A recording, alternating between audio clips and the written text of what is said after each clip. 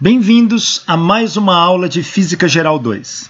Dando continuidade ao estudo das máquinas térmicas, na última aula discutimos máquinas térmicas no conceito geral, falamos do enunciado de Kelvin, Planck e Clausius, falamos da equivalência desses enunciados, o que define a segunda lei da termodinâmica, falamos sobre a máquina de Carnot e o ciclo de Carnot. E fizemos alguns exercícios. Vamos fazer mais alguns aqui, olha. Em uma máquina térmica, são fornecidos 3 kJ de calor pela fonte quente para o início de um ciclo e 780 joules passam para a fonte fria. Qual o trabalho realizado pela máquina se considerarmos que toda energia que não é transformada em calor passa a realizar trabalho? Ou seja,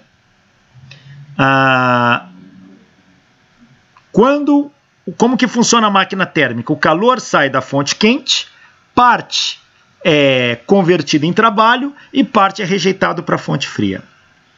Então, quanto de trabalho um corpo realiza? Um corpo realiza a quantidade de trabalho é a diferença de calor entre a fonte quente e a fonte fria. Então, a máquina térmica fornece 3 kJ de calor. A fonte quente fornece isso. Então, o trabalho é Q1 menos Q2, que a gente põe em módulo, comentamos na aula passada, porque os sinais aqui são contrários daquela convenção que adotamos.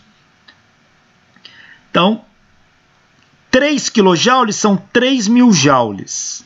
Ele rejeita 780 joules para a fonte fria. Então, Q1 menos Q2 me dá o trabalho. 3.000 menos 780 dá 2.220 joules. O trabalho que essa máquina realiza é 2.220 joules. Só aqui uma anotação. Se a gente pegar livros lá do colégio, o símbolo para trabalho é a letra grega tal, enquanto os livros universitários, a maioria é W.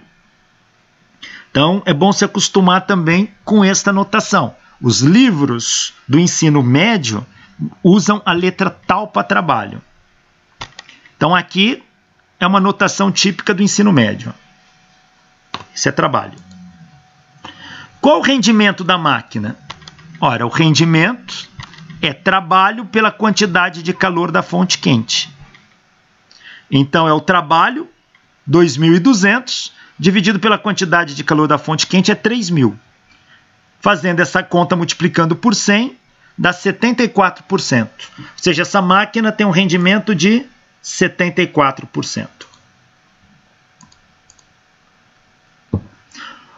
Uma máquina que opera em ciclo de Carnot tem a temperatura de sua fonte quente igual a 330 graus Celsius e a fonte fria a 10 graus Celsius. Qual o rendimento dessa máquina? Lembrando, máquina de Carnot é aquela máquina ideal cujo rendimento só depende das temperaturas, não depende mais de nada. E é a máquina que possui o maior rendimento comparado com qualquer outra. Essa máquina ela é teórica.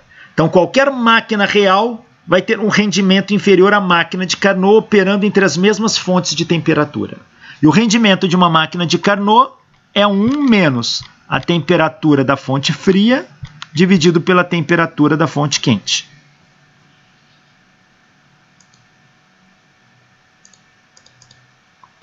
Então tá aqui. T2 é fonte fria, T1 é fonte quente. 1 menos temperatura da fonte fria, 283 kelvins. Por quê? Não é 10 graus Celsius? 10 graus Celsius mais 273 dão 283 kelvins. Temperatura da fonte quente é 330 graus Celsius mais 273, são 603 kelvins. Aqui só uma correção, esse K tem que ser maiúsculo, tá? Kelvin é K maiúsculo. Então vai dar 283 por 603. O rendimento dessa máquina de Carnot é de 53%.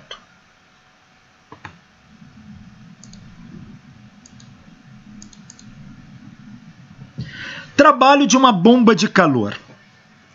O que é uma bomba de calor? Uma bomba de calor é um refrigerador. Lembra que é só a função dele que muda. A máquina é a mesma. Se essa máquina retira calor do meio e resfria aquele meio, eu chamo de refrigerador. Agora, se ela retira calor do meio e joga para outro meio e esquenta o outro meio, eu chamo de bomba de calor. Mas é o mesmo que um refrigerador. O coeficiente de eficiência de uma bomba de calor ou refrigerador, nós já vimos. É a quantidade de calor da fonte fria dividido pelo trabalho. E o trabalho é a diferença entre a quantidade de calor da fonte quente pela quantidade de calor da fonte fria. Então, a quantidade de calor da fonte fria é igual à quantidade de calor da fonte quente menos o trabalho. Substituindo isto aqui,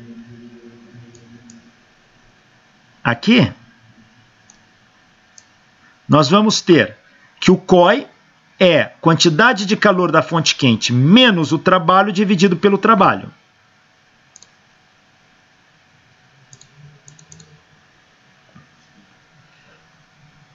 Daqui a gente isola o trabalho. Ó, se eu isolar o trabalho aqui e aqui passar para o outro lado, eu obtenho que trabalho é a quantidade de calor da fonte quente dividido por 1 mais o coeficiente de eficiência. Este é o trabalho que um refrigerador realiza ou uma bomba de calor realiza.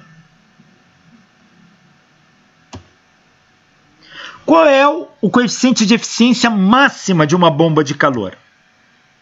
Esse é o COI. O COI, o que é trabalho? Quantidade de calor da fonte quente menos a quantidade de calor da fonte fria. Se eu dividir numerador e denominador pela quantidade de calor da fonte quente, eu vou ter isso. QF sobre QQ é igual a QQ sobre QQ menos QF sobre QQ. QQ sobre QQ aqui dá 1, menos QF sobre QQ. Agora, quando o rendimento é máximo? O maior possível de uma máquina de Carnot. E para a máquina de Carnot, vale essa relação. Quantidade de calor da fonte fria pela quantidade de calor da fonte quente é igual a temperatura da fonte fria pela temperatura da fonte quente. Ora, se eu quero o coeficiente de eficiência máximo, eu tenho que comparar isso com uma máquina de Carnot. Então, posso usar essa relação. Então, aonde está QF e QQ, eu posso trocar por temperaturas. E o coeficiente máximo vai ficar TF sobre TQ, 1 menos TF sobre TQ. Ora, TQ em cima, TQ embaixo corta. O coeficiente de eficiência máxima é TF sobre TQ menos TF. Esta relação de temperaturas me dá a máxima eficiência de uma bomba de calor. Ou seja, é a temperatura da fonte fria dividida pela variação de temperatura.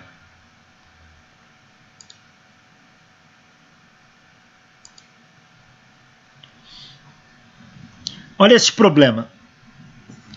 Uma bomba de calor ideal bombeia calor do exterior de uma casa a menos 5 graus Celsius. Cuidado que o menos ficou aqui, ó. Para o sistema de calefação interno, que opera a 40 graus Celsius. Que quantidade de trabalho é necessária para bombear 1 kJ de calor para o interior da casa? Então, eu vou usar uma bomba de calor que quer bombear 1 kJ de calor para dentro da casa. A temperatura do lado de fora é menos 5 e dentro é 40. O coeficiente de eficiência máximo é TF sobre ΔT. TF é menos 5 mais 273 é menos 5. Estou transformando em Kelvin, eu somo com 273. O ΔT é 40 menos 5, que dá 45 graus Celsius. A variação em graus Celsius é a mesma em Kelvin, então dá 45 kelvins. Fazendo essa conta, o coeficiente de eficiência máxima desta bomba de calor é 5,96. Esse é o máximo que ela pode ter.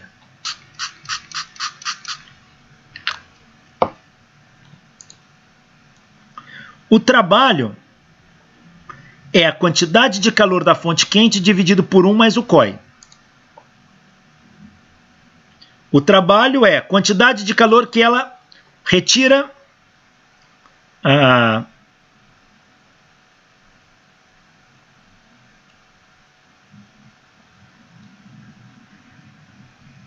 Eu deduzi essa conta aqui, peraí, mas está esquisito. Deixa eu só olhar aqui atrás. Cadê o trabalho? Onde que eu calculei o trabalho?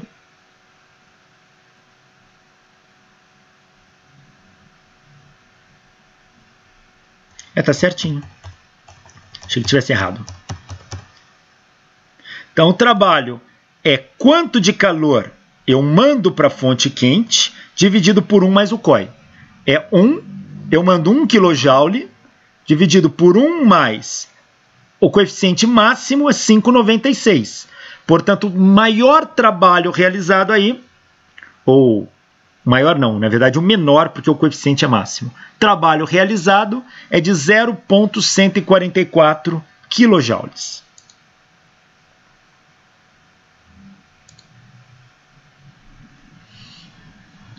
Escala de temperatura absoluta.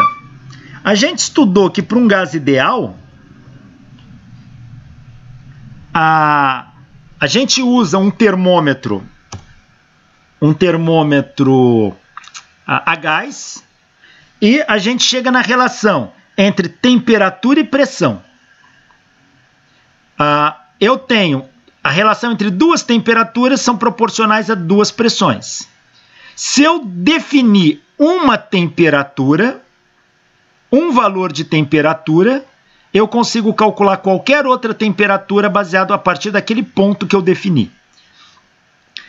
Isso é chamado escala absoluta de temperatura. Nós utilizamos isso lá no início da parte de termodinâmica. E para o termômetro a gás, foi utilizado como temperatura de referência a temperatura do ponto triplo da água, que é 273,16. No caso de uma máquina de Carnot, a gente chega nessa relação. TF sobre TQ é QF sobre QQ. Veja, a relação de temperaturas depende da relação da quantidade de calor. Se eu conheço as trocas de calor, eu conheço a relação entre as temperaturas. Se eu definir uma temperatura para um ponto específico, por exemplo, o ponto triplo da água, eu consigo calcular qualquer outra temperatura analisando as trocas de calor. Ou seja, a máquina de Carnot, a relação que a gente tira dela, serve para a gente se basear para a construção de uma escala de temperatura absoluta. Veja, a gente viu que no ciclo de Carnot, o rendimento da máquina é 1 menos TQ sobre TF sobre TQ.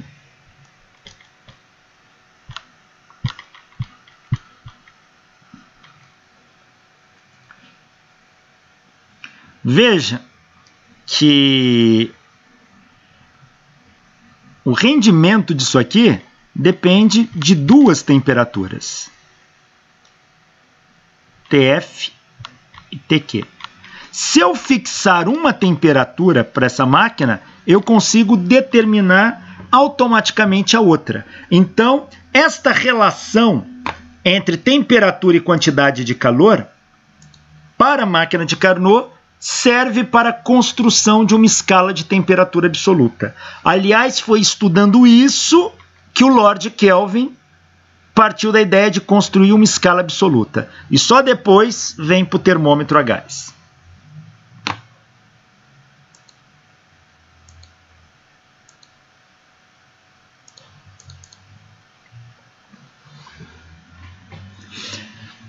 Bom, nós estudamos as máquinas atérmicas, máquinas térmicas, todas derivadas da máquina a vapor. Mas, a partir do meio do século XIX, os engenheiros começaram a se interessar em construir máquinas cada vez mais eficientes. E foi o engenheiro Nikolaus August Otto que vai construir máquinas térmicas de combustão interna. O que é isso? é um cilindro onde um pistão móvel faz um movimento de sobe e desce por meio de um giro de um dispositivo aqui chamado virabrequim. Isso aqui roda e empurra esse pistão para frente e para trás. Dentro desse espaço do cilindro é uma câmara onde você vai misturar combustível com gás e queimar. Ao queimar ele explode. Ao explodir, o gás se expande, empurra esse êmbolo para baixo, esse virabrequim faz ele dar uma volta e retorna comprimindo o gás. Um controle de válvulas aqui abre e fecha a saída. Este tipo de motor ocorre a queima do combustível aqui. Você não dá calor. Você executa a queima, faz o combustível reagir com oxigênio dentro dessa câmara. Então, essas máquinas que têm motores assim são chamadas máquinas térmicas de combustão interna. E o Otto vai ser um dos pioneiros na construção desse tipo de máquina térmica. Essa máquina térmica é o motor do automóvel. Todo carro tem isso, o que move o carro é isso. O que entra nessa câmara aqui? Uma mistura de gasolina com oxigênio. Só que como é que queima? Você precisa da energia. Então, aqui tem uma vela, que é um interruptor. Quando ela é ativada eletricamente, uma faísca solta aqui e causa a explosão da gasolina dentro desta câmara. Ela produz um gás, esse gás se expande, ao virabrequim dá a volta, faz o êmbolo voltar comprimindo o gás, uma válvula abre e jogando os gases para fora. Aí essa válvula se fecha, outra se abre, ejeta mais uma quantidade de mistura de combustível com oxigênio, a vela solta a faísca e o ciclo se repete. O ciclo de Otto, ele é feito em 4 etapas. A gente chama isso de motor 4 tempos. Aqui tem um tempo a mais, que é a parte de transição de um e outro que a gente vai analisar. Mas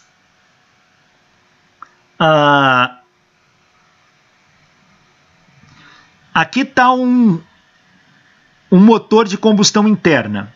Cilindro, pistão, virabrequim. Aqui são válvulas de admissão. Ó. Se essa válvula abre, entra vapor de combustível misturado com ar. Se essa válvula abre, sai os resíduos queimados aqui.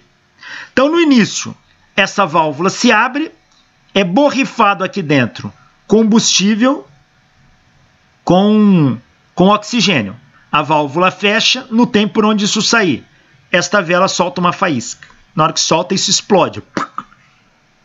Produz gases aqui dentro. Esse gás, por essa reação exotérmica, libera muito calor, esse sistema hiperaquece. O gás se expande, empurrando esse êmbolo para baixo. Esse êmbolo se move para baixo, ele dá a volta, o virabrequim dá a volta e faz ele retornar comprimindo o gás. Ao comprimir o gás, o que é que vai acontecer? Na verdade eu falei bobagem, não é que tem a faísca, não. Aqui, borrifa vapor com oxigênio. Borrifa, mas não queimou nada aqui. Então aqui não tem queima. Um sistema elétrico manivela isso aqui. Faz isso aqui se expandir, ele dá a volta e contrai. Na hora que ele comprimir o gás, a vela solta a faísca. Esse sistema explode, ele vai dar uma volta, retorna, comprimindo, a válvula que abre, os gases escapam por aqui, a válvula fecha, outra abre e o ciclo recomeça. Esse é o ciclo de Otto. Ele é feito em 4 etapas.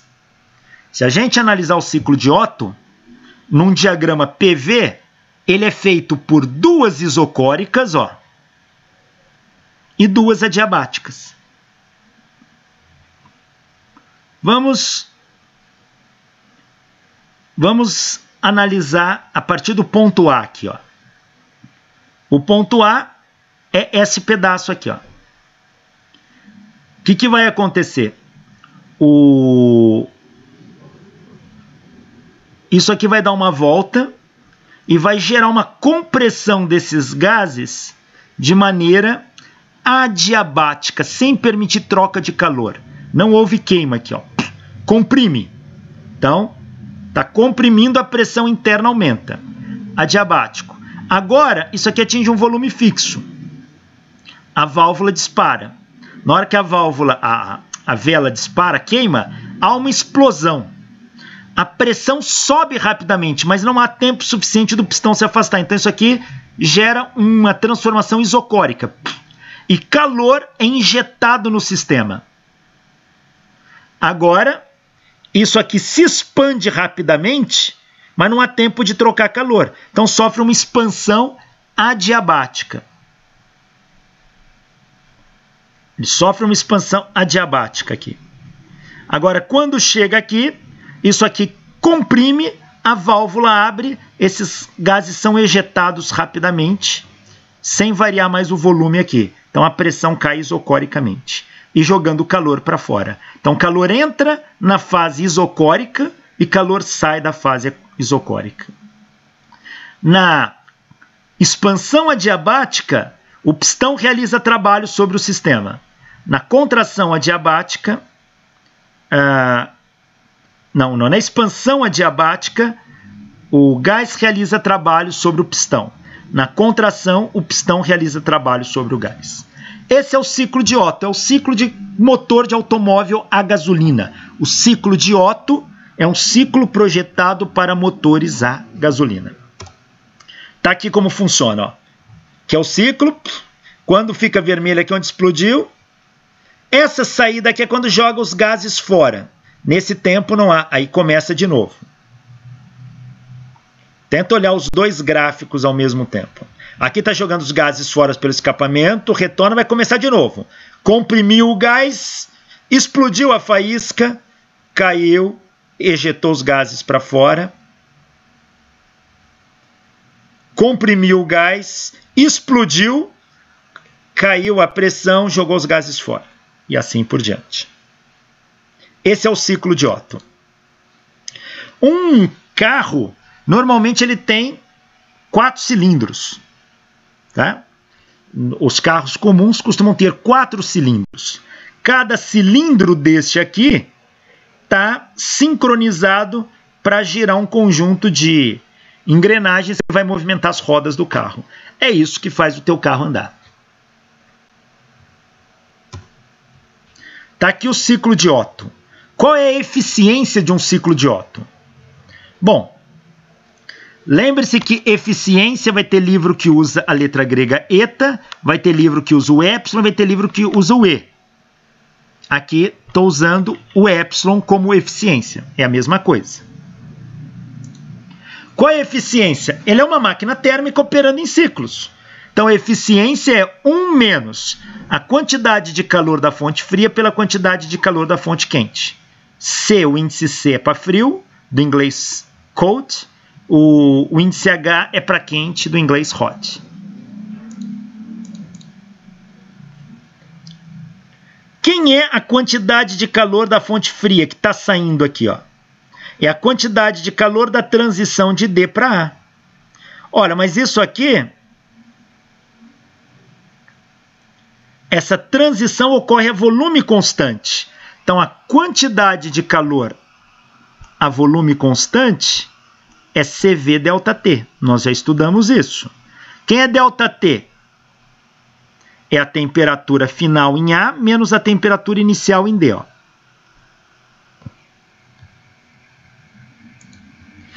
TA menos TD. Como esse calor está sendo perdido, isso aqui é negativo.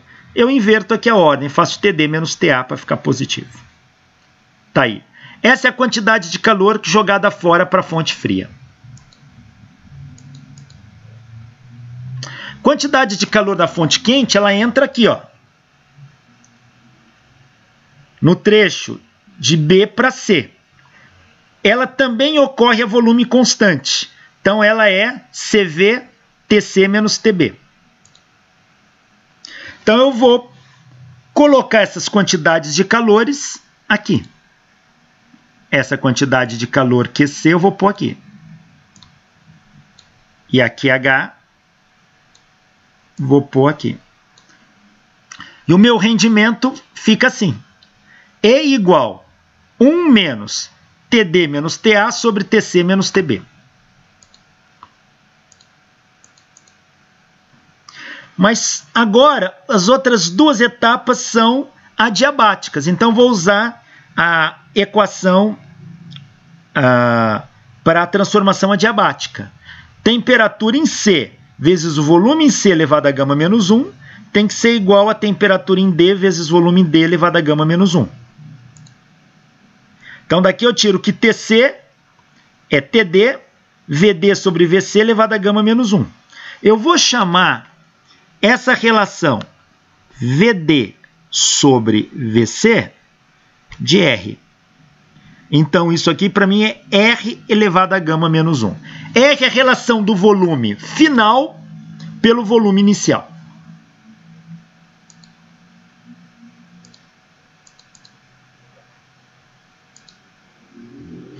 Faço a mesma coisa do trecho de A para B aqui, ó. A mesma relação. Então vou ter que TB é TA R gama menos 1.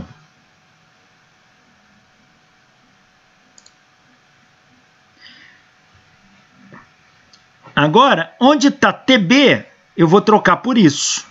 Aonde está TC, eu vou trocar por isso. Então, substituindo na equação, fica assim.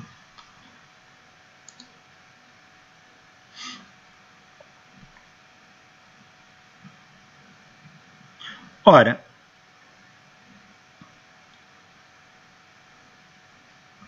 aqui eu posso colocar o R elevado a gama menos 1 em evidência. Ó. Então, isso aqui vai ficar assim. Então, E é igual a 1 menos TD menos TA, dividido, ó, coloco o R aqui em evidência. TD menos TA, R elevado a gama menos 1. Esse cancela com isso. O que sobra é isso aqui.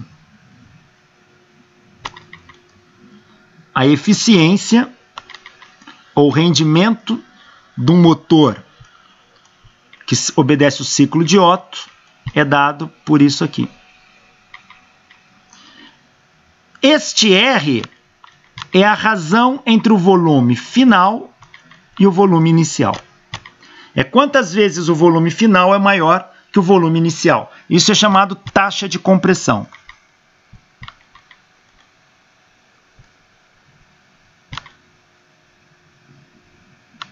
Quanto maior for a taxa de compressão, maior esse denominador. 1 dividido por uma coisa grande é pequena. Menor esse valor, mais próximo de 100% seria o motor, a eficiência. Mas a gente sabe que nenhum motor térmico beira 100%. Mas a eficiência ela é aumentada quando o R aumenta. R é a relação dos volumes. Portanto, um motor que obedece o ciclo de Otto, que é um motor a gasolina, ele depende da relação dos volumes do cilindro. O volume do cilindro, ele tem um nome, chamado de cilindrada. Cilindrada. Deixa eu pegar aqui. Tá aqui. O volume do cilindro, ele leva o nome popular de cilindrada. Então, isso aqui tem uma cilindrada.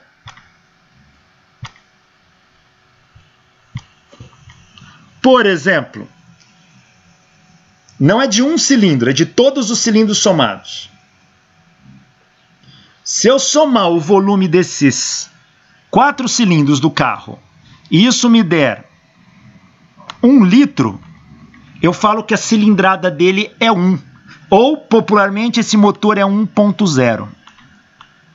Ou 1 litro são 1000 ml, é um motor 1000. Se a soma desses volumes der 1,6 litros, o volume dos cilindros der 1,6 litros, eu digo que a cilindrada deste carro é 1,6, ou seja, um motor 1,6, ou 1.600 ml, que são 1,6 litros, é um motor 1.600. Então é assim que é feito essas nomenclaturas que se dão para os motores. O ciclo de Otto foi o que fez com que os carros andassem de fato, tá? Com bastante eficiência.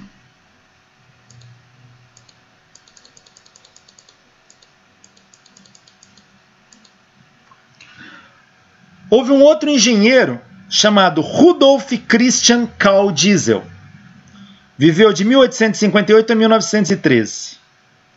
Ele vai construir um motor diferente do de Otto. É um motor de combustão também interna, mas ele usa uma taxa de compressão tal que você não precisa da faísca da vela para fazer o motor explodir, o combustível explodir. Só a pressão acaba sendo o suficiente. Então é um motor que se torna mais eficiente. Para isso ele tem um combustível próprio para poder utilizar. É o óleo diesel. Enquanto o motor de Otto usa gasolina, e hoje em dia álcool também, o motor a álcool também obedece o ciclo de Otto, um motor a diesel usa um combustível próprio chamado óleo diesel. Diesel em homenagem a ele. Esse foi o primeiro motor diesel construído na história. Ah, o ciclo é igual ao de Otto? Não, não é. O ciclo de um motor diesel é uma isobárica, uma adiabática, uma isocórica e outra adiabática. Então, são duas adiabáticas, uma isobárica e uma isocórica. Não vou calcular aqui as eficiências, aí você vai começar a entrar num detalhe de termodinâmica um pouco mais profundo. Mas este é um motor típico do ciclo de diesel.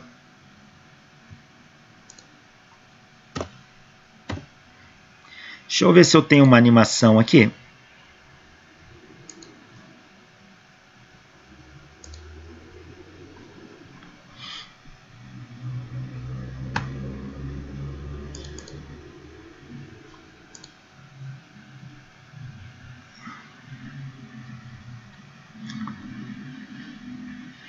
Deixa eu ver se ele vai carregar. Tá tão lerdo esse computador.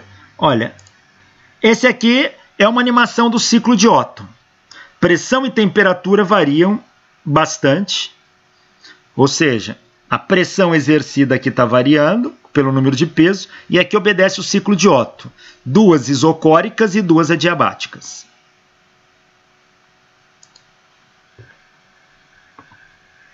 Deixa eu ver, tenho... E aqui uma comparação entre um motor diesel e um motor obedecendo o ciclo de Otto.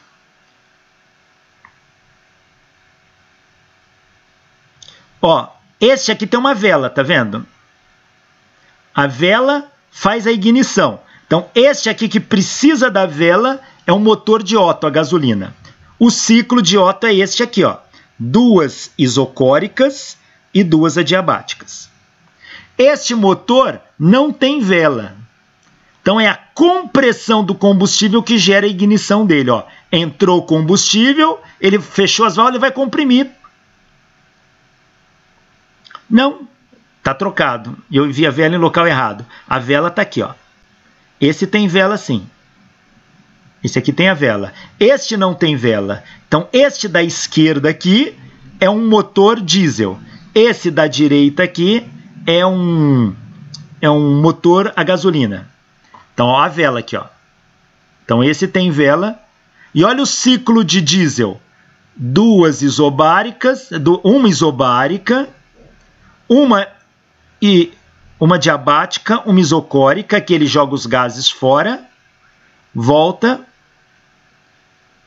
uma adiabática, isobárica, adiabática, isocórica, joga os gases fora e o ciclo se repete. Então temos aqui, ó, ele faz isso em 4 etapas. Por isso que é um motor 4 tempos. Ó, eu posso controlar aqui, ó, em qual etapa eu quero analisar isso. Ó.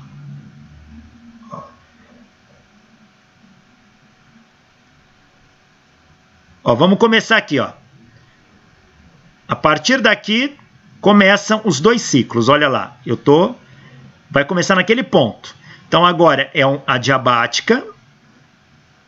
Agora, no ciclo de diesel é isobárica. Não. Vamos olhar no ciclo de diesel só aqui. Aqui é uma isobárica, desculpa. Aqui é uma adiabática no ciclo de diesel, esse de cima.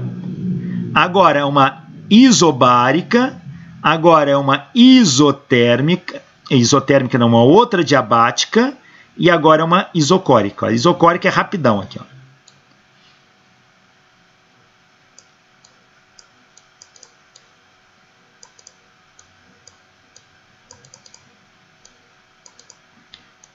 A vela aqui, ó. Não sei o que eu fiz que ela soltou faísca aqui.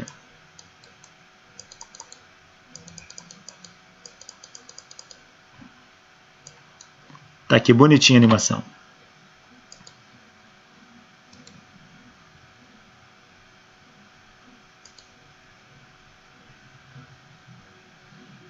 Eu só não sei como que eu fecho essa animação agora.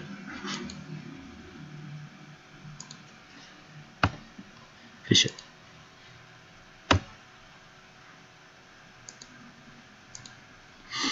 Então, uma curiosidade, o diesel, veja, ele morreu relativamente novo. De 60 para 1900 são 40. Para 1910 são 50. 53, 55 anos ele morreu. Ele estava fazendo uma viagem de navio. E ele desapareceu de dentro do navio. Nunca souberam dele. Muito provavelmente, ele caiu no mar ou ele foi jogado no mar, por alguma razão. Ninguém sabe o que aconteceu. Ele embarcou no navio e desapareceu. Nunca foi encontrado o corpo.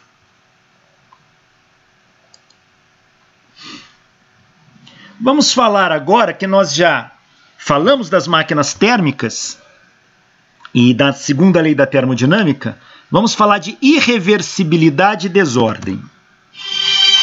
Só um minutinho que isso aqui está tocando em hora indevida. Opa.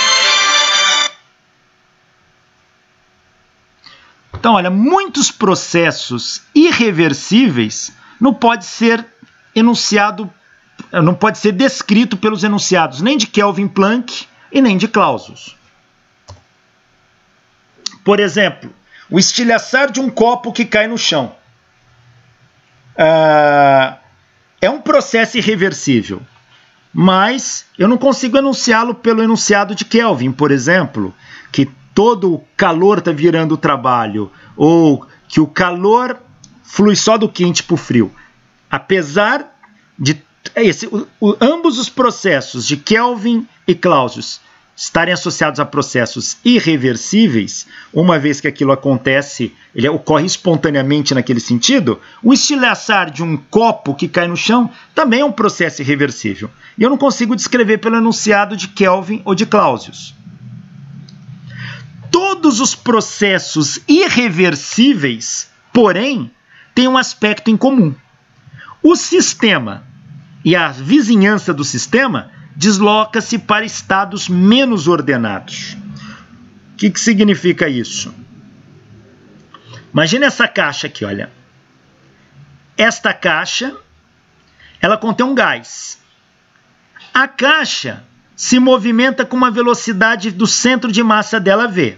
E cada molécula do gás aqui tem sua velocidade quadrática média se movimentando. Esta caixa, ela tem quanto de energia aqui?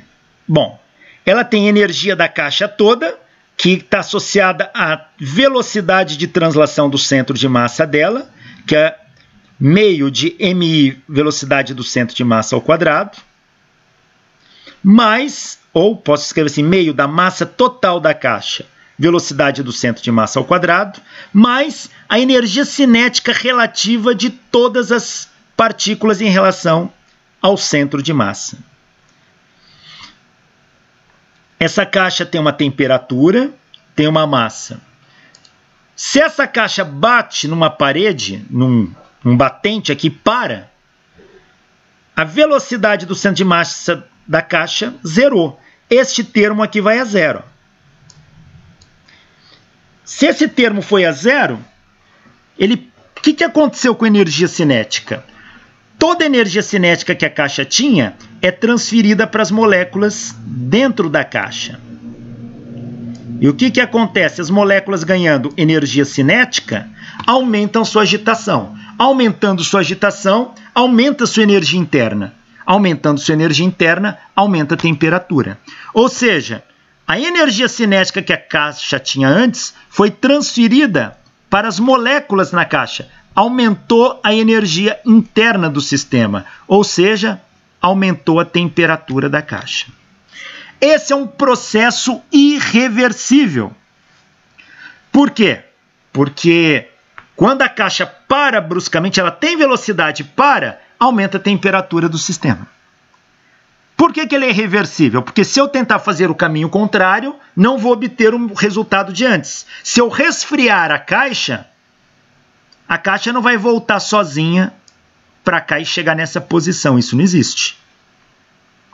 Tá? Então, uma vez que esse processo aconteceu, ele não volta à sua origem. É um processo irreversível. E o que a gente nota? Que se a energia cinética das moléculas dentro da caixa aumentou,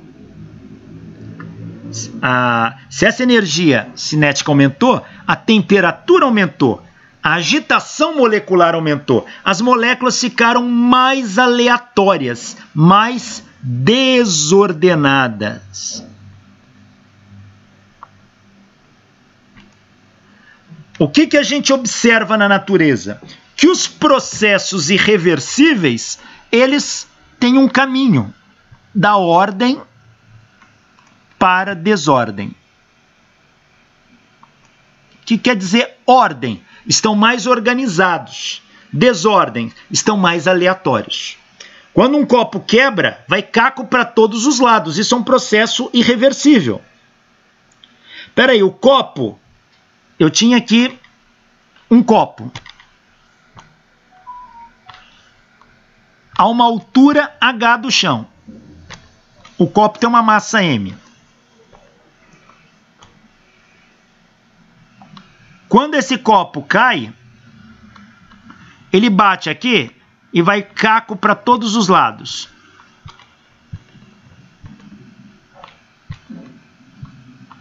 Vai caco deste copo para todos os lados.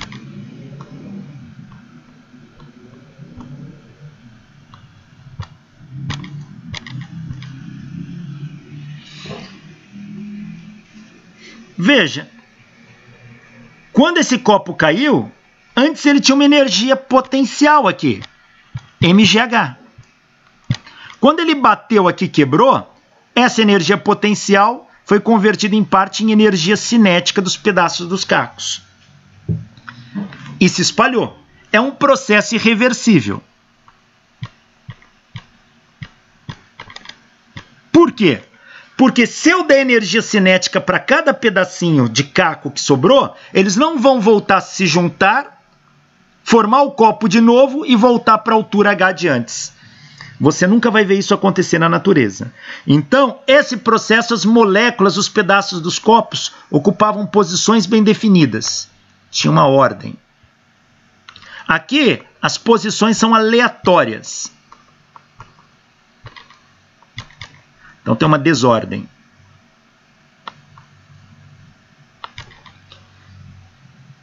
Então o que a gente observa aqui na natureza, processos irreversíveis ocorrem da ordem para a desordem, nunca o contrário.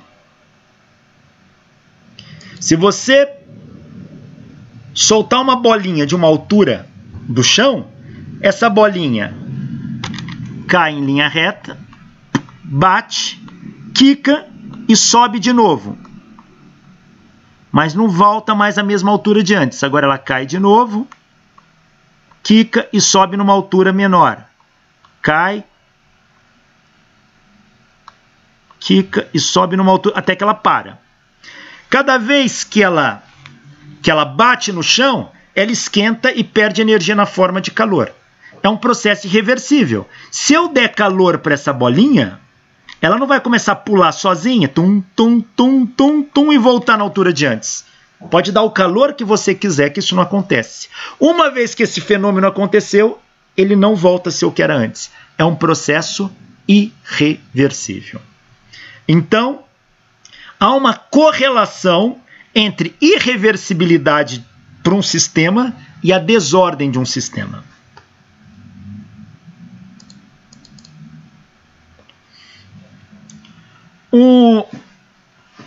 O físico alemão Rudolf Clausius, ele começa a estudar qual a relação que existe entre essa irreversibilidade e desordem.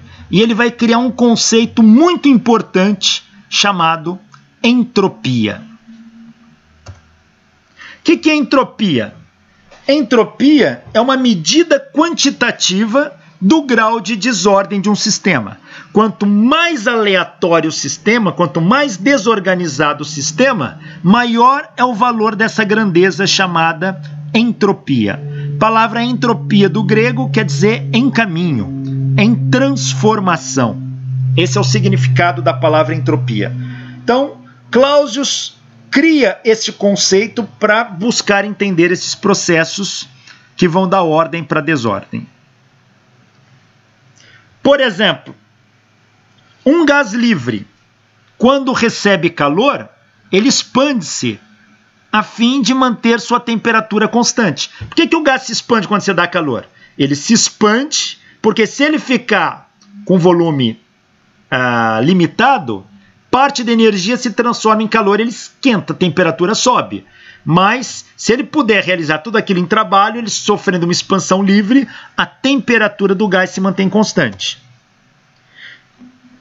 E a gente já viu que numa expansão livre, se a temperatura é constante, ela se comporta como uma transformação isotérmica.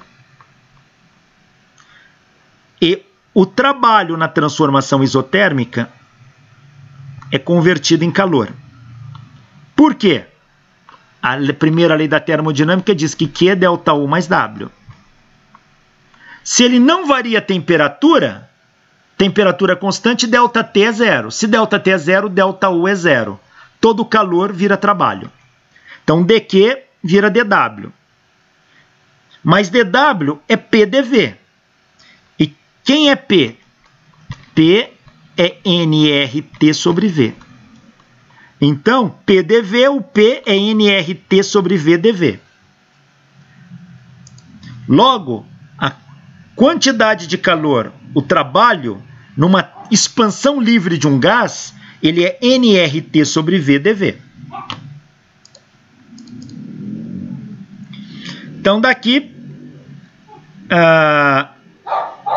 eu posso fazer dQ, posso passar esse nRT dividindo dQ para cá, eu vou ter dQ sobre nRT é igual a dV sobre V. Então, esta relação que nós obtemos. Só um momentinho, pessoal, meu cachorro está latindo na porta, não está deixando eu dar aula. Só um momento que eu vou colocar ele para o lado de dentro. Só um momento. Einstein! Quieto! É.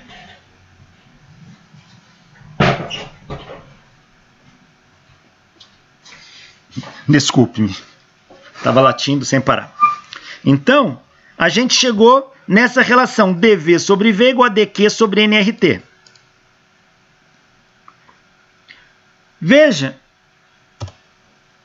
que o gás, quando ele se expande livremente, ele se encontra mais desordenado após a expansão. Por quê? Porque as moléculas se movem num maior volume e possuem maior aleatoriedade em relação à posição. Elas podem ocupar várias posições do espaço porque o volume é maior.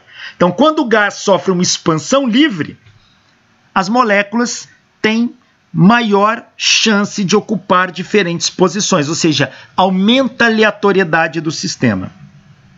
Então, a expansão de um gás livre é um processo irreversível. E a gente viu que dV nessa expansão sobre V, ele é N RT é dQ sobre nRT. Estava na tela anterior. Repara uma coisa, o que é dV sobre V?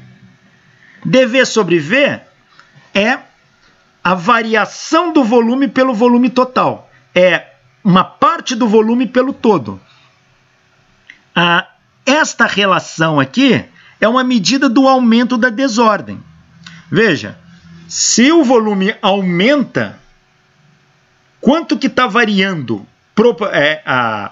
percentualmente? ΔV sobre V. É claro que se o volume aumenta, aumenta a desordem. Esta proporção é uma medida do aumento dessa desordem. Então, dV sobre V diz quanto que o volume está variando comparado com o total. É o percentual de aumento do volume, isso aqui.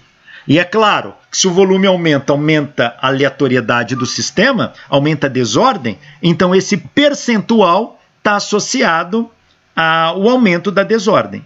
E veja que esse aumento da desordem dV sobre V, ele é proporcional a dQ sobre T.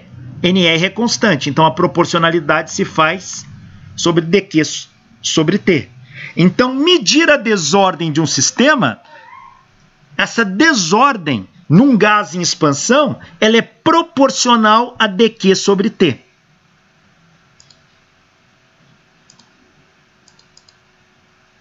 Então, dV sobre V igual a dQ sobre nRT.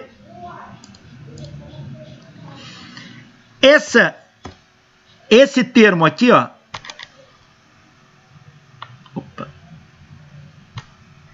dQ sobre T, está associado à medida do grau de desordem de um sistema.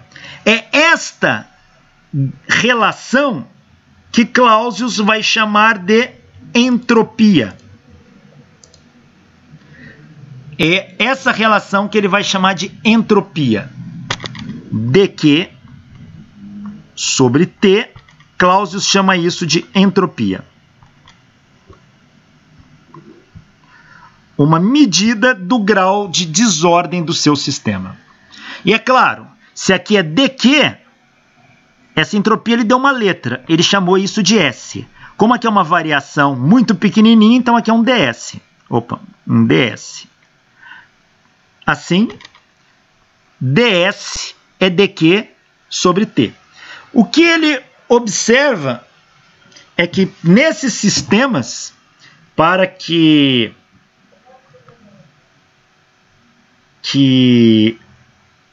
você possa dosar o grau de desordem no sistema, o Q pode fluir nos dois sentidos. Então, a quantidade de calor é reversível. A evolução do sistema é irreversível. Então, ele vai chamar de ds a variação infinitesimal da entropia de um sistema.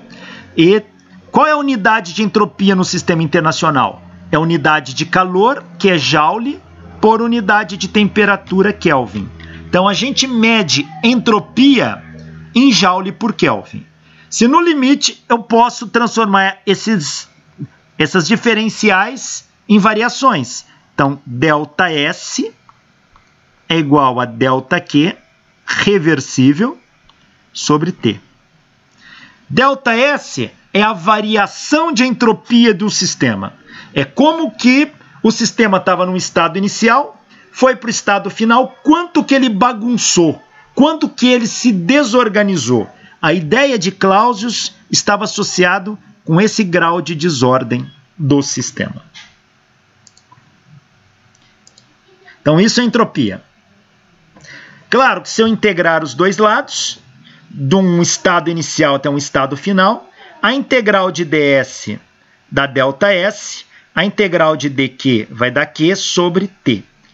Ou seja, como isso, para aquele gás, no exemplo, ele evoluiu com uma temperatura constante, então essa temperatura sai da integral. E isso é a medida da variação da entropia do sistema. Ela é igual à quantidade de calor reversível no sistema sobre a temperatura, medida em Joule por Kelvin.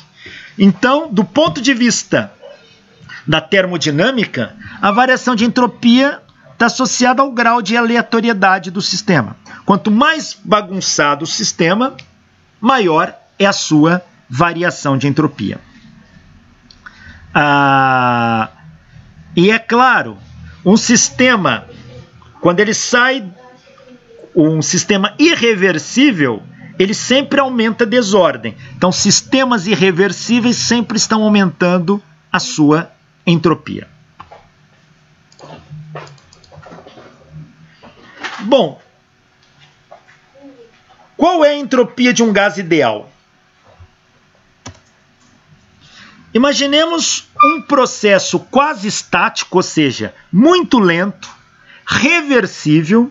A gente não está pensando, veja, processos irreversíveis aumentam a entropia, mas não significa que processo reversível tem que diminuir a entropia. Uma coisa é fato, todo processo irreversível aumenta a desordem, então aumenta a entropia. Mas você pode aumentar a entropia em processos reversíveis também. Então vamos imaginar um processo quase estático, reversível, arbitrário, onde você pode escolher seu referencial, em que um gás ideal absorve uma certa quantidade de calor dQ. Vou considerar essa quantidade de calor absorvida reversível. Pela primeira lei da termodinâmica, dQ reversível é du mais dw. Agora, du nós já estudamos, ele é Cv dt. O dw também estudamos, é Pdv. Mas quem é P? É nRT sobre V. Se eu trocar P por nRT sobre V, como fizemos anteriormente, esse termo fica assim.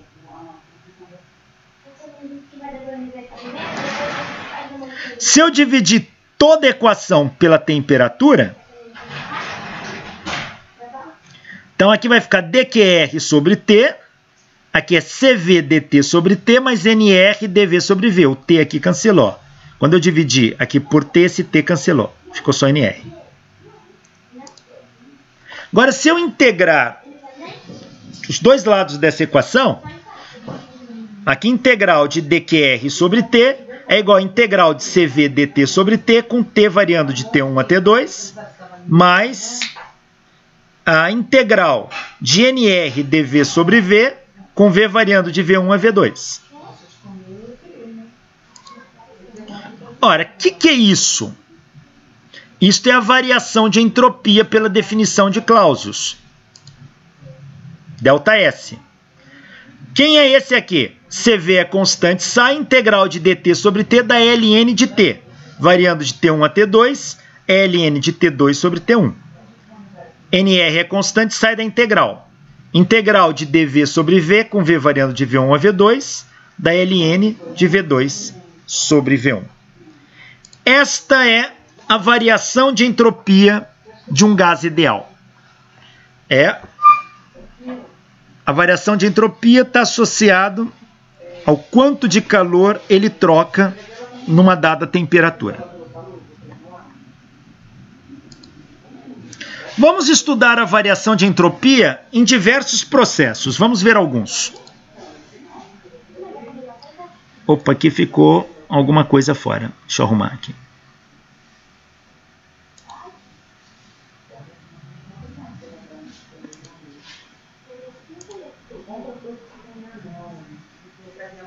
Vamos estudar então a variação de entropia de alguns processos. Primeiro, variação de entropia na expansão isotérmica de um gás ideal. Como que eu calculo a variação de entropia quando um gás se expande isotermicamente? Bom, para um gás ideal, a variação de entropia é isso. Se o gás se expande isotermicamente, a temperatura é constante, porque a expansão é isotérmica. Se ela é constante, ela não muda. Então, T1 é igual a T2. Então, T2 por T1, isso aqui dá 1. Ln de 1 dá 0. Esse termo some. Se esse termo aqui some, como é que fica? Vai dar NR ln de V2 sobre V1. NR ln de V2 sobre V1. Então, a variação de entropia, ela é NR ln do volume final pelo volume inicial. Então, quando o gás se expande isotermicamente, a variação de entropia é calculada assim. Se o gás contrair isotermicamente, o volume final é menor que o inicial. Esse termo é menor que 1, o logaritmo de alguma coisa menor que 1 é negativo. A variação da entropia é negativa.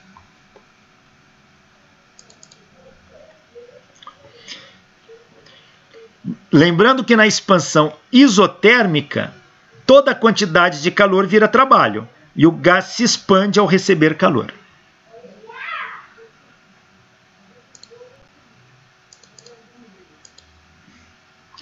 ΔS NR ln de V2 sobre V1. O trabalho, que é o calor, a gente já calculou o trabalho na expansão isotérmica, é nRT ln de V2 sobre V1. Era só passar o T para cá dividindo. Ó. Quem é a variação de entropia do gás? É o gás que está se expandindo. Variação de entropia é o calor pela temperatura. Se o gás está se expandindo, a variação de entropia é positiva, então a quantidade de calor aqui é positiva. Veja, quando o gás se expande, ele se expande sobre quem? Sobre o meio. Se variou a entropia do gás, varia a entropia do meio, pois o gás faz uma interface com o meio. Lembra? Sistema, meio e universo. Podemos esquecer daquele modelinho, que é o sistema. Aqui é o meio. Sistema mais meio é igual ao universo. Então, se o gás é o sistema, se ele se expande, a variação da entropia dele é positiva, ele contrai o meio. Ou seja,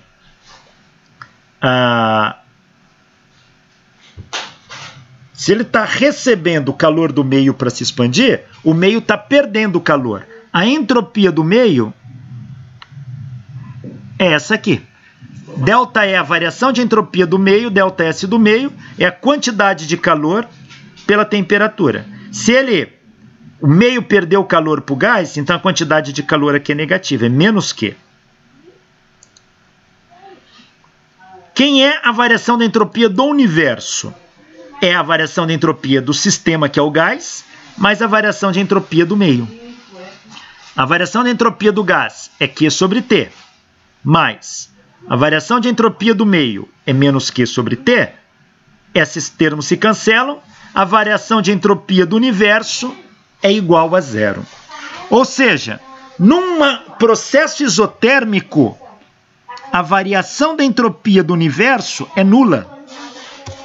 Ou seja, o processo exotérmico é um processo reversível. A gente fez isso para um gás ideal de maneira reversível.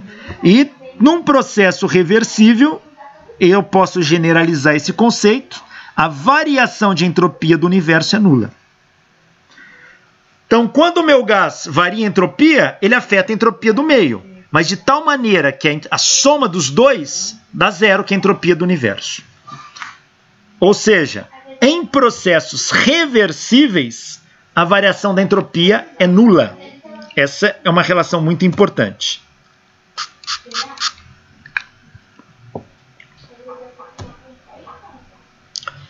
Vamos agora estudar a variação da entropia numa expansão livre de um gás ideal. Um sistema com paredes rígidas e termicamente isolado, de modo que não há troca de calor nem trabalho sobre o exterior. Então, o gás não realiza trabalho sobre o meio externo e nem troca calor com o meio externo. Aqui. Eu coloco o gás aqui de um lado põe uma válvula aqui que é vácuo. O que acontece quando eu abrir essa válvula? Esse gás não interage com o meio. Mas quando eu abrir essa válvula, esse gás vai tentar passar para esse lado aqui, ó, vai se distribuir nos dois lados. Então esse gás vai sofrer uma expansão. Não, o meio não está exercendo nenhuma influência no gás, então essa expansão é livre para preencher o outro lado. A quantidade de calor trocada tem que ser igual a ΔU mais ΔW. Como ele não troca calor com o meio externo, quantidade de calor trocada é zero. Como ele não realiza trabalho no meio externo, o trabalho externo realizado é zero.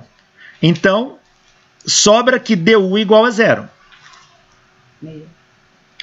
dU igual a zero, quer dizer, a variação da energia interna sendo nula, implica dizer que a temperatura é constante, porque a variação da energia interna é proporcional à temperatura.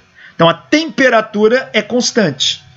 Então, na expansão livre de um gás ideal, ele se comporta como se fosse uma transformação isotérmica. Mas com uma diferença.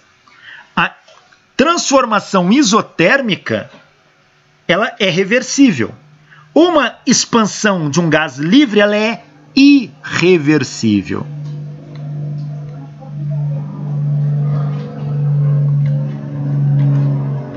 Como assim, professor? Veja, se eu abro essa válvula, esse gás vai passar para cá. Todo ele não. O gás vai se distribuir dos dois lados. Aqui vai encher de moléculas do gás. Vai encher aqui dentro.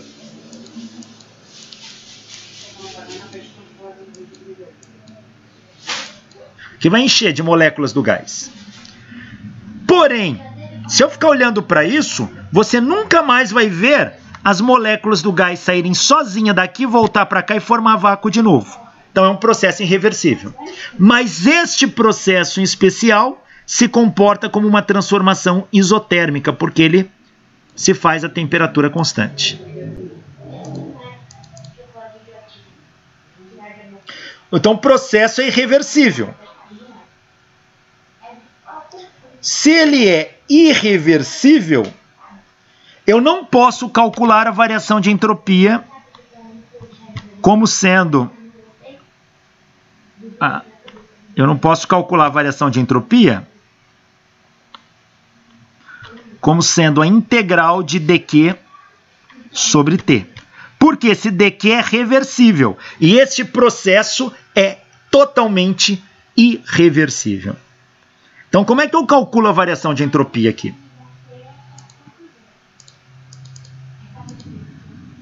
Simples. Como isso tem um comportamento de uma expansão isotérmica, eu calculo a variação da entropia como sendo a variação da entropia da expansão isotérmica, que é NR ln de V2 sobre V1.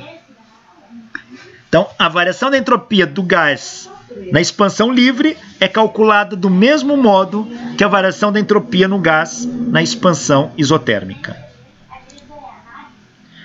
Quanto que varia a entropia do meio?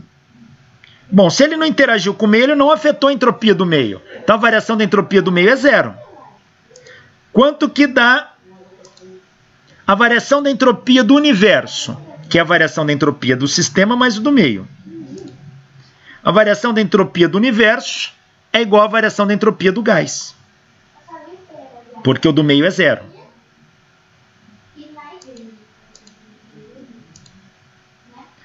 Então, a variação da entropia do universo é igual a do gás. Então, a variação da entropia do universo é NR ln de V2 sobre V1. Como aqui era V1. Depois que eu abro a válvula, o V2 é tudo. É a soma dos dois compartimentos. Como o V2 é maior que V1, o ln vai ser positivo. E a variação de entropia do universo vai ser positiva.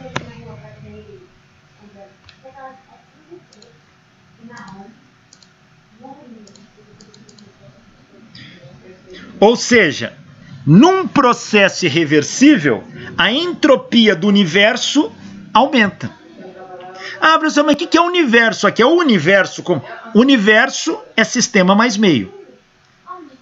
Tudo que não for sistema é meio. Se o teu sistema é um copo d'água, tudo que não for o copo d'água é meio. A geladeira, o fogão, a mesa, o portão, o carro que está lá no posto de gasolina da esquina, o avião que está passando, a Lua, Júpiter, a galáxia de Andrômeda, todo o restante é meio. Se eu somar sistema com meio é o universo. Então é a entropia do universo mesmo, como um todo, no sentido mais amplo da palavra.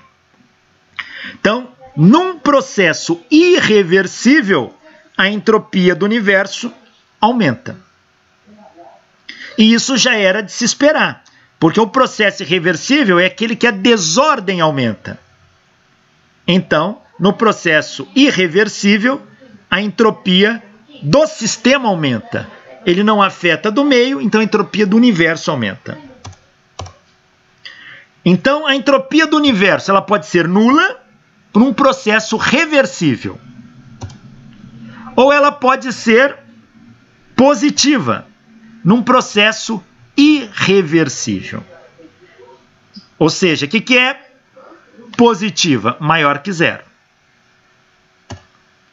Então, como eu só tenho dois processos, reversível e irreversível, então, em qualquer processo, a entropia do universo sempre aumenta. Ou, no mínimo, ela é nula. Ou seja, eu posso dizer que a variação da entropia do universo ela é maior ou igual a zero. Ela vai ser igual a zero se o processo for reversível. Ela vai ser maior que zero se o processo for irreversível. Então, de qualquer maneira, eu posso afirmar a entropia do universo nunca diminui. Se ela pode diminuir num sistema local, mas às custas de que o global sempre aumente. Ou seja, o universo como um todo está caminhando para uma desordem, para um caos de estruturas.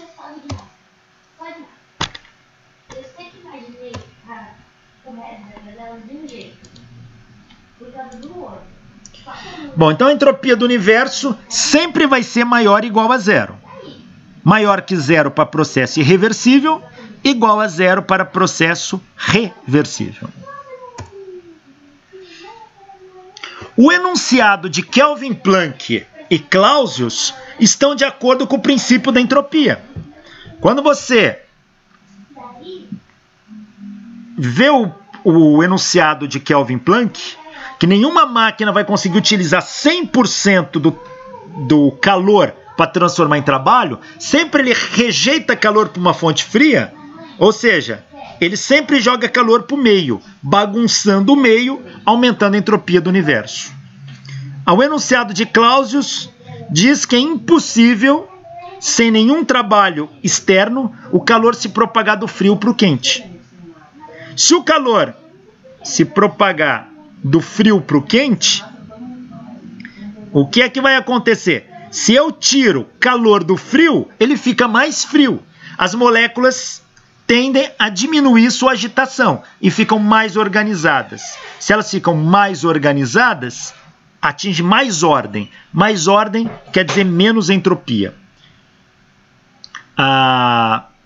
Então, se eu uso uma bomba térmica para resfriar, para esquentar um meio interno, eu tenho que esfriar a vizinhança. Mas cada vez que eu retiro o calor sem realizar trabalho, espontaneamente vai saindo o calor da vizinhança entrando no sistema, a vizinhança, o meio, ele vai esfriando cada vez mais. As moléculas vão perdendo a sua aleatoriedade. E deste modo, a entropia daquele sistema vai diminuindo. De tal modo que a entropia do universo começaria a diminuir. E Clausius afirma, isto é impossível. Portanto, enunciar Kelvin, Planck, enunciar Clausius, é na essência você enunciar que a entropia do universo sempre aumenta ou no mínimo é igual a zero. Em outras palavras, A variação da entropia do universo maior ou igual a zero é uma síntese dos enunciados de Kelvin e Planck e Clausius. A gente pode chamar isso de segunda lei da termodinâmica. Se alguém perguntar o que diz a segunda lei da termodinâmica, que a variação de entropia do universo é sempre maior ou igual a zero. Ou seja, a variação da entropia do universo nunca diminui. O universo, ele se processa de tal maneira que a sua entropia sempre aumenta ou, no mínimo, fica igual a zero, mas nunca diminui. Então, essa é a síntese da segunda lei da termodinâmica.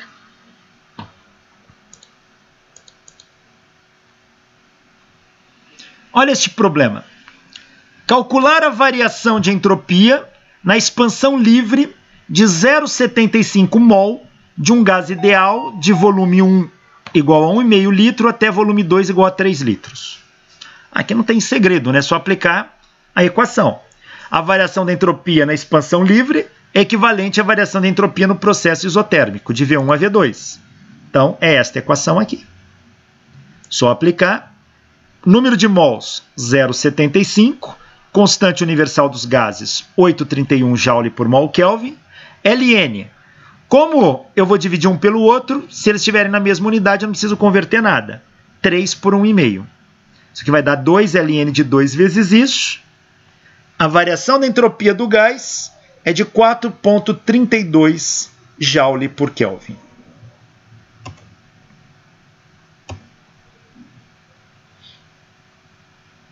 Variação de entropia em processos adiabáticos.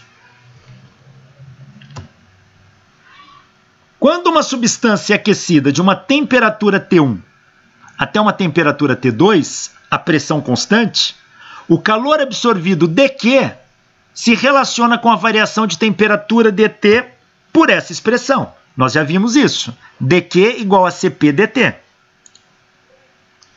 Se ds é dq sobre t, e supondo esse calor reversível, então ele vai ser Cp dt sobre t.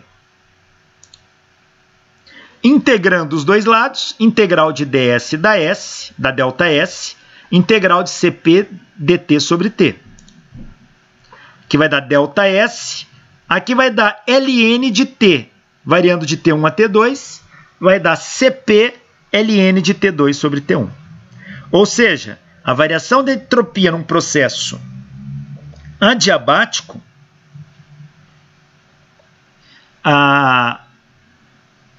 eu posso calcular dessa forma, delta S igual a Cp Ln de T2 sobre T1. Lembrando que o processo adiabático não ocorre trocas de calor.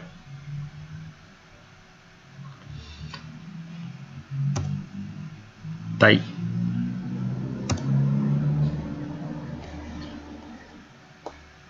Olha este problema. Num calorímetro de capacidade calorífica desprezível e na pressão constante de uma atmosfera, mistura-se 1 kg de água na temperatura de 30 graus Celsius com 2 kg de água na temperatura de 90 graus Celsius. Calcular a variação de entropia do sistema. Então aqui eu estou fazendo uma mistura de compostos.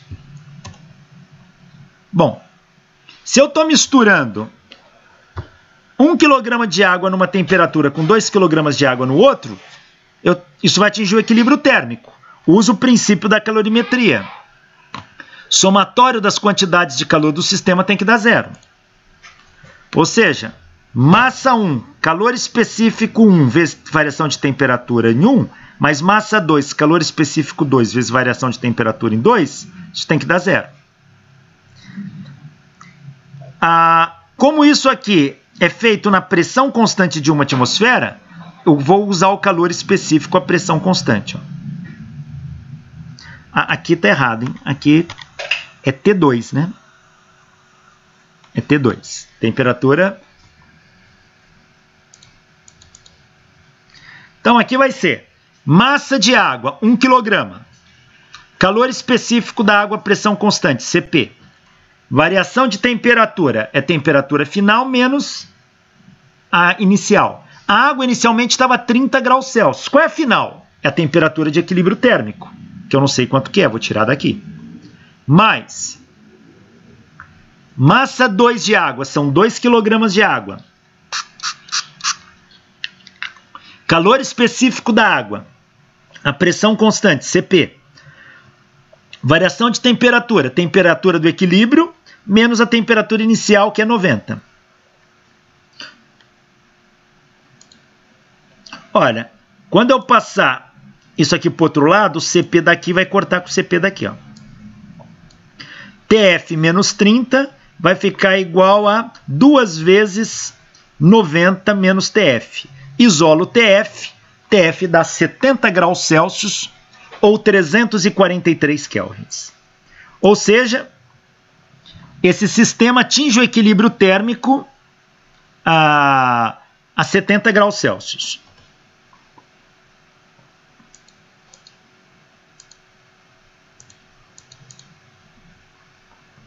Qual é a variação de entropia? Bom, como isso aqui está ocorrendo a pressão constante, isso aqui está acontecendo a pressão constante, então ΔS1 é igual a CP ln de TF sobre T1. Quem é a capacidade térmica? A pressão constante. É a massa vezes o calor específico, a pressão constante. Massa vezes calor específico, a pressão constante. Fazendo essa conta, então ΔS1 é igual a 1, a massa do corpo. Do primeiro sistema eu estou calculando a variação de entropia. 1 vezes o calor específico, você pegar lá na tabela, é 4,18 kJ por mol Kelvin. Ln, temperatura final, 343. Temperatura inicial, 30 graus Celsius, mais 273. Fazendo essa conta, a variação da entropia da água, 1 kg de água, foi de 0,518 kJ por Kelvin. Do segundo sistema, é a mesma equação, só que agora a massa é 2 e a temperatura aqui é 90, mais 273. Fazendo essa conta, ΔS2 deu negativo, deu menos 0,474 kJ por Kelvin. Qual a variação de entropia total? Eu tenho essas duas, deste com esse, é só somar. Variação da entropia total é ΔS1 mais ΔS2. Vai ser 0,518 menos 0,474. Isso aqui dá 0,044 kJ por Kelvin. Tá aí. Pessoal, só uma coisinha. Eu tava lendo o exercício aqui, mas pensando uma coisa que eu acho que eu falei bobagem ali atrás, mas eu tenho a impressão que estava escrito. Deixa eu ver, senão a gente tem que corrigir. Tá?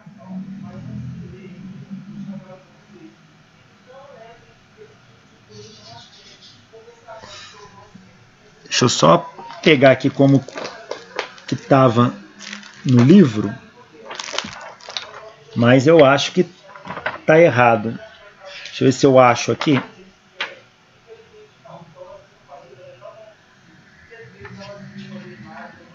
Não, aqui não.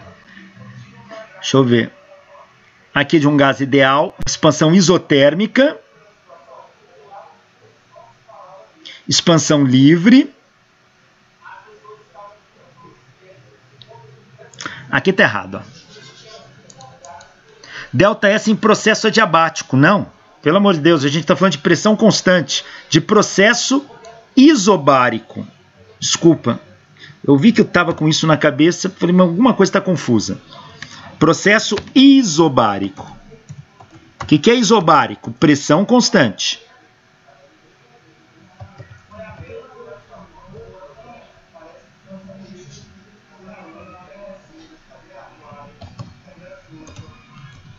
Então é um processo isobárico, tá? Eu acho que eu li e também falei adiabático. Então, no processo isobárico, pressão constante.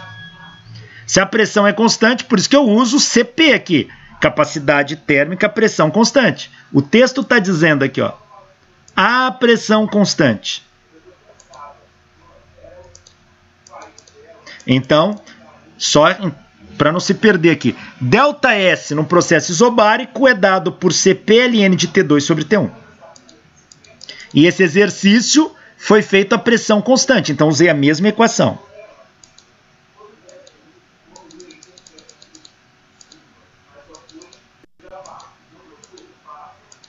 Tá aí. Então ali estava adiabático, não, estava errado, era isobárico.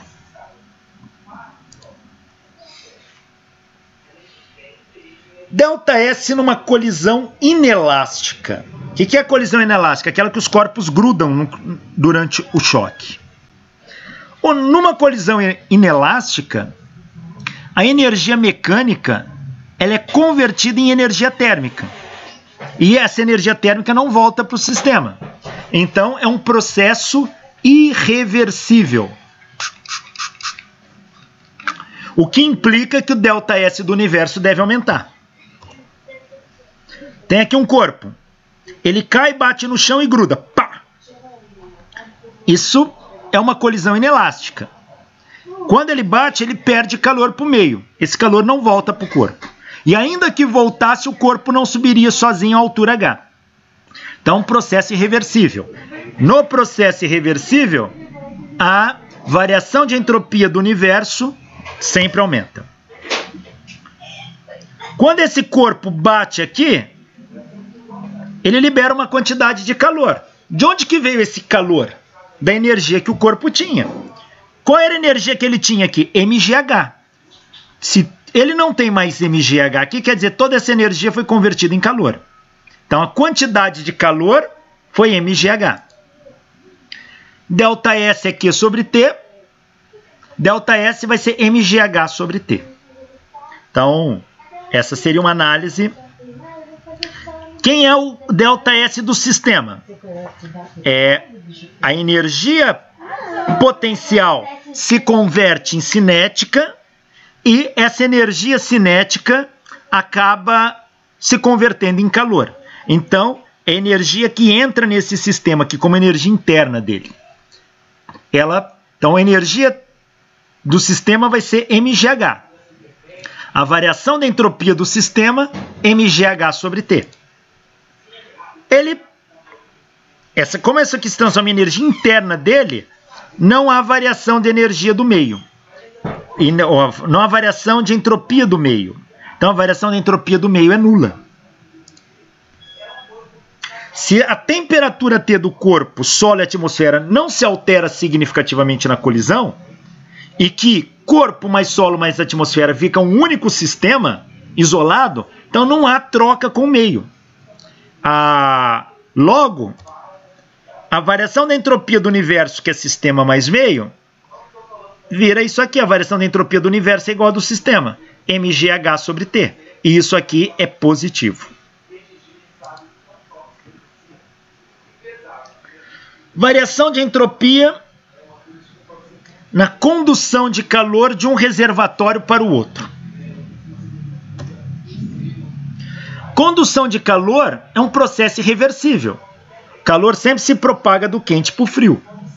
O que implica que a variação da entropia do universo deve aumentar. Um corpo quente perde calor para o corpo frio. Então a variação de entropia do quente é o calor que ele troca, como ele está perdendo calor, é negativo, pela temperatura da fonte quente. A variação de temperatura da fonte fria é o calor que ela recebe, positivo, sobre TF, temperatura da fonte fria. A variação da entropia do universo é a variação da entropia da fonte fria mais a variação da entropia da fonte quente. Variação da entropia da fonte fria é Q sobre TF. Variação da entropia da fonte quente é Q sobre TQ. Como a temperatura da fonte fria é menor que a da fonte quente, esse termo aqui é pequeno, o numerador é o mesmo para os dois, esse termo diminui. Se o numerador diminui, a fração cresce. Então, esse cara é maior do que esse. Logo, o delta S aqui é positivo. Ou seja, a variação da entropia do universo é positiva. É um processo irreversível na condução de calor de um corpo quente para um corpo frio. Aí, se colocasse a violação do princípio de Clausius, fizesse o calor e do frio para o quente, ia dar que a variação da entropia do universo seria negativa, o que é impossível. A variação da entropia do universo num sistema irreversível é sempre maior que zero. Variação da entropia no ciclo de Carnot. Bom, como o ciclo de Carnot é um ciclo reversível, a variação de entropia do universo em cada ciclo é igual a zero, porque no processo reversível, a variação de entropia é nula. E a gente tem que no ciclo de Carnot, QF sobre QQ é TF sobre TQ. Então, QF é QQ TF sobre TQ. A variação da entropia do universo é a variação da entropia da fonte fria mais a variação da entropia da fonte quente. Quem é a variação da entropia da fonte fria? É a quantidade de calor da fonte fria sobre a temperatura da fonte fria. Quem é a quantidade de calor da fonte quente? Quem é a variação da entropia da fonte quente? É a quantidade de calor da fonte quente pela temperatura da fonte quente. Como a fonte quente perde calor, isso aqui é negativo, então aqui é menos. Quem é QF? É essa fração aqui, QQTF sobre TQ. Então aqui eu troco por isso. Sobre TF menos QQ sobre TQ. Olha, se você olhar essa conta, a TF daqui cancela com TF daqui, vai sobrar QQ sobre TQ. Menos QQ sobre TQ dá zero.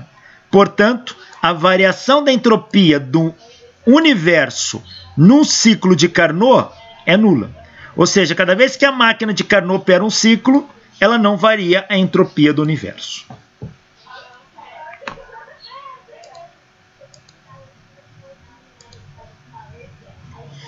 Olha este problema. Em cada ciclo, uma certa máquina de Carnot remove 100 joules de energia de um reservatório a 400 kelvins e efetua trabalho e descarrega calor para um reservatório frio a 300 kelvins. Calcular a variação de entropia de cada reservatório por ciclo e mostrar explicitamente que a variação de entropia do universo é nula neste processo. Bom, é o problema que acabamos de fazer agora há pouco. A variação da entropia do universo numa máquina de Carnot vai ser a variação da entropia da fonte quente mais a variação da entropia da fonte fria. Variação da entropia da fonte quente é menos QQ sobre TQ, que é menos 100, que é a quantidade de calor removida da fonte quente, sobre a temperatura da fonte quente, que é 400 kelvins. Fazendo essa conta, dá menos 0,25 joule por Kelvin.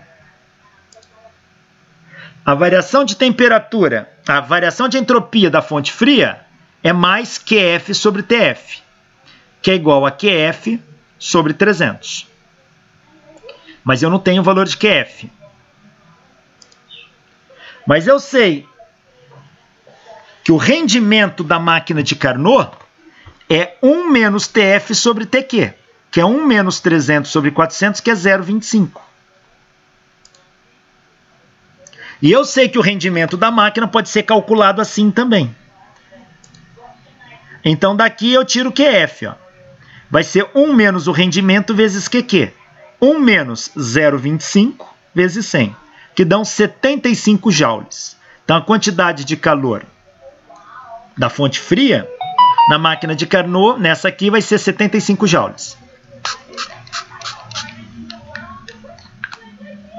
Substituindo este cara aqui, então, variação da entropia da fonte fria, QF sobre 300, é 75 sobre 300, que dá mais 0,25 Joule por Kelvin. Olha, uma deu negativo da outra, quando eu somar dá zero. Essa é a variação da entropia da fonte quente, variação da entropia da fonte fria, variação da entropia do universo é somar as duas. 0,25 menos 0,25. A variação da entropia do universo, devido ao funcionamento da máquina de Carnot por ciclo, é nula.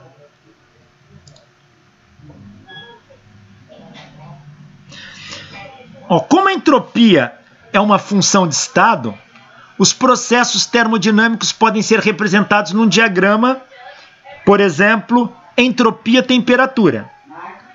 Vamos traçar um diagrama desse para o ciclo de Carnot. Como que é o ciclo de Carnot?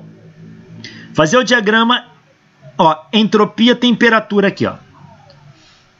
O ciclo de Carnot, veja, eles são duas isotermas e duas adiabáticas. Então a primeira transformação ela é isotérmica. Se ela é isotérmica, ocorre a temperatura constante. A transformação, lembrando do ciclo de Carnot, ele era assim. Então, daqui para cá,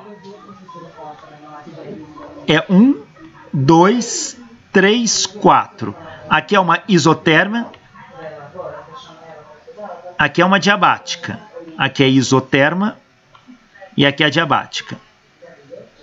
Então, olha, aqui ele sofre uma expansão isotérmica. Se ele sofre uma expansão, o volume aumenta. Se o volume aumenta, a entropia aumenta. Então, há um aumento da entropia a temperatura constante, de 1 para 2. Agora, ele sofre uma expansão adiabática. Ele não troca calor.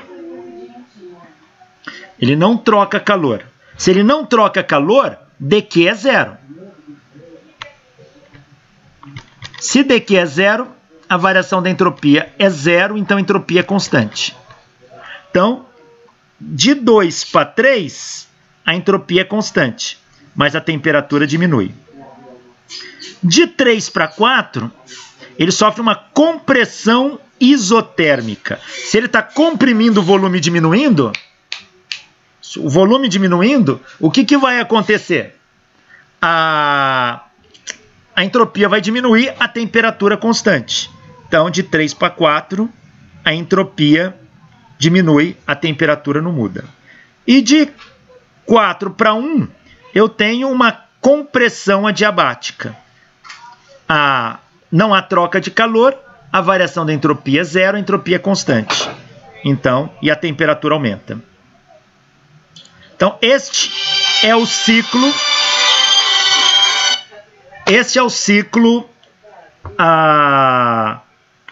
diagrama ST para o ciclo de Carnot. Diagrama entropia-temperatura.